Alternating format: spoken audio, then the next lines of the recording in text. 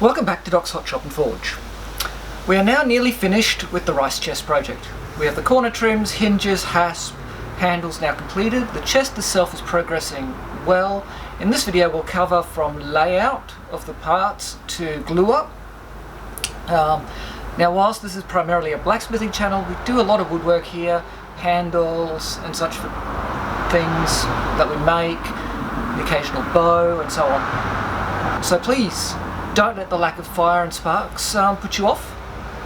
This chest is made from 235mm wide by 19mm thick pine boards.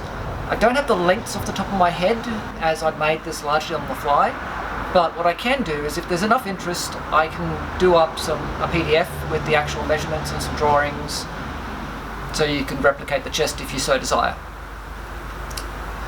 So comment down below if you'd like to see that, and I'll figure out some way to post it. Now for some housekeeping.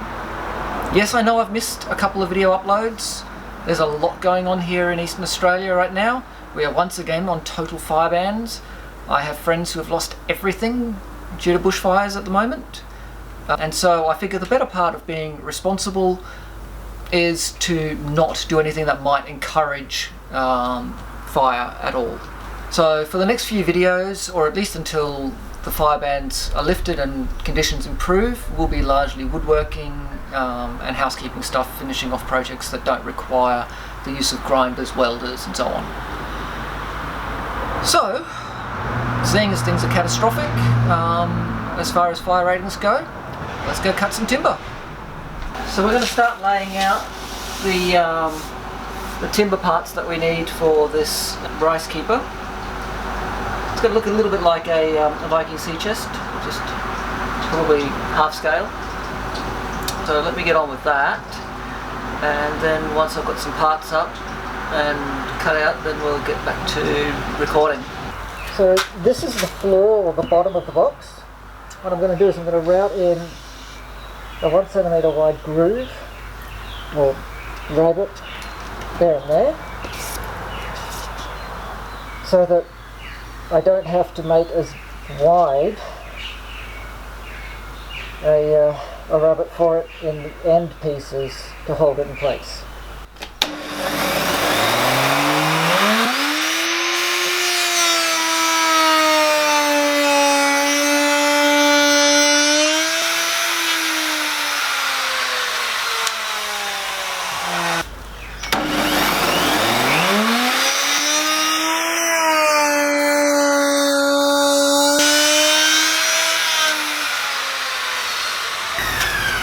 These are the end pieces. Now generally speaking, wood dust is not great for your lungs, hence the dust protection. So this is going to be the underside, so that allows me to move the groove up 5mm before going across.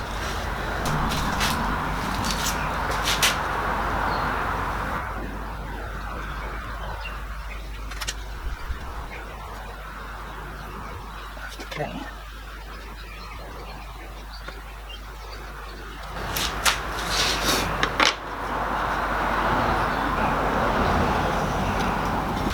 Quick reality check. 6mm. So that is what we're removing. Now we have to do the measurements this way. We can't use a square because I've already tapered off this to form the trapezoid. A little trick to help prevent tear outs, to pre-score. It doesn't have to be particularly deep either, just enough.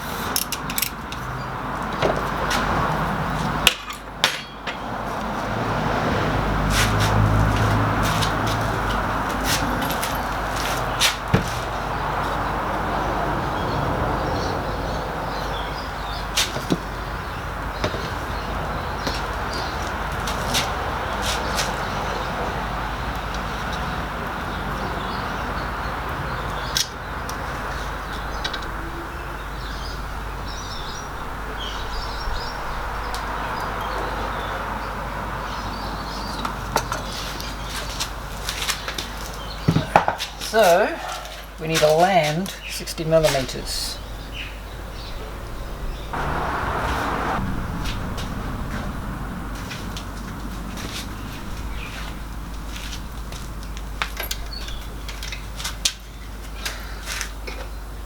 Now I'm using a hand planer because these angles aren't 45 degrees, and besides which I don't actually have a router bit big enough to do this in one pass.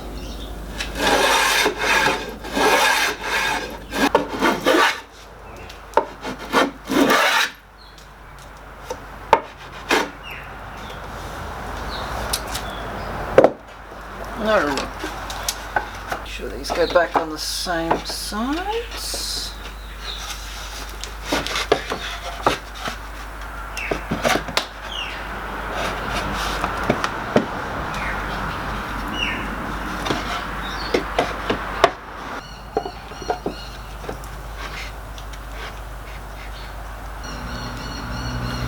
That will be the sides.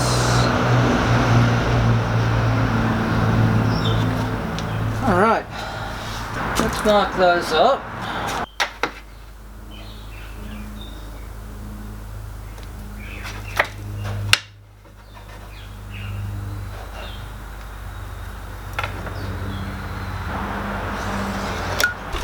At the bottom, it'll be 21 millimeters, not 19. That's the first one laid out.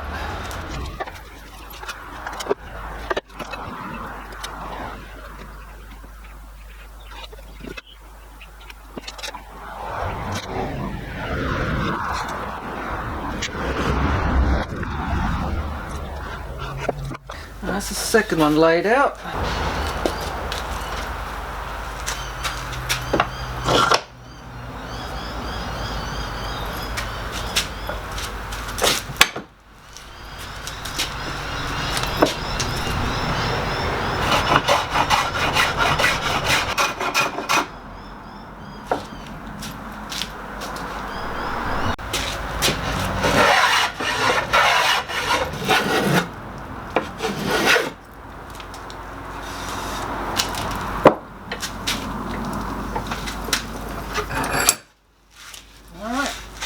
That's the first of the sides done. It fits quite snugly. That's quite good.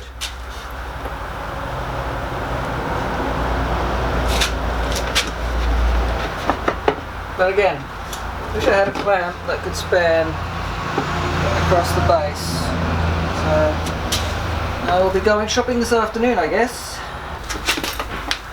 Got my angles pretty close. I'll probably put some lining inside just to keep things neat and tidy.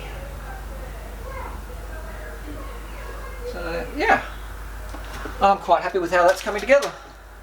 Alright, let's do that last side so we can mark up for doing the internal divider, which I've already measured up. So we can cut that out, route in the relevant grooves into the bottom and the two sides. A bit more of a try and fit up than this. Let's start doing the miters on the last one. Now the question does have to be asked, is this the most efficient way to do this? And well, no. And miters probably aren't the strongest option either. Let's mark out the centre line so we can figure out where we're going to route the groove for the divider.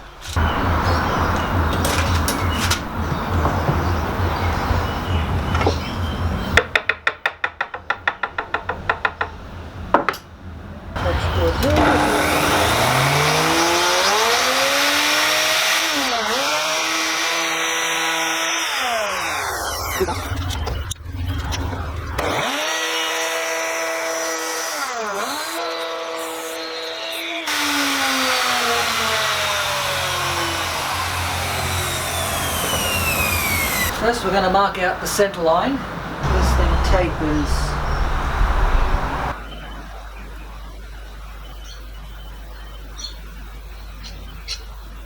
We only added the one somewhere, we should add two.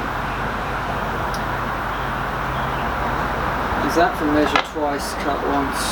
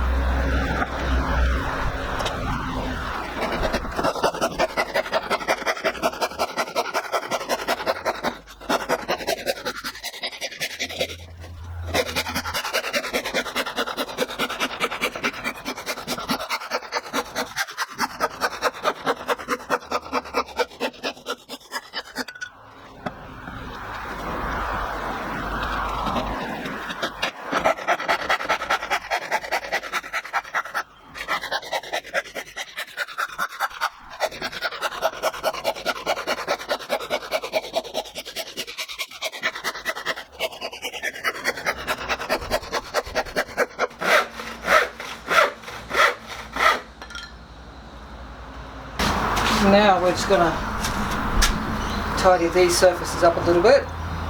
It's just a quick once over with the plane.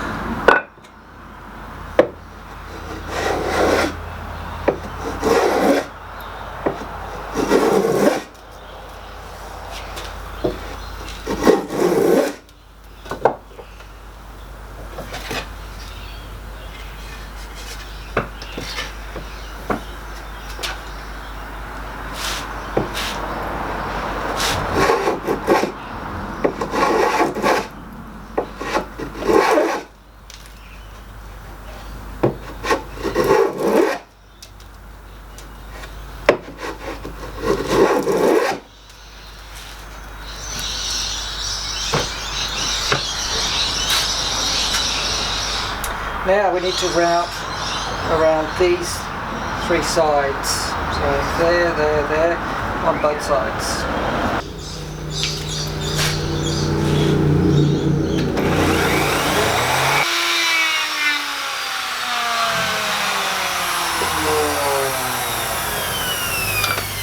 So now that everything fits, it's time to glue this thing up, and then we'll have a look at it in the morning. Get some glue happening. And that's it. We'll leave it like this overnight because the glue needs to set. So, yep, that's where we're at. Just need to cut the lid and make all the iron fittings to pretty it up.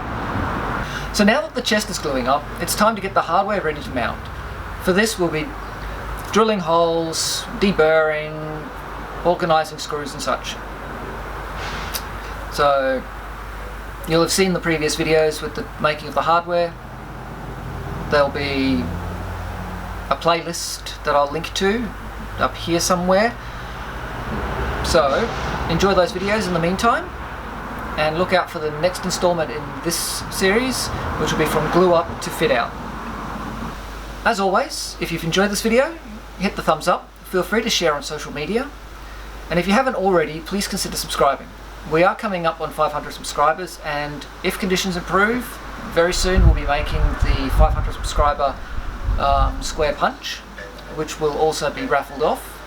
So get out to your shop, have fun, but stay safe, and be aware that what we do as blacksmiths has a very high fire risk, and we should be socially responsible with that knowledge.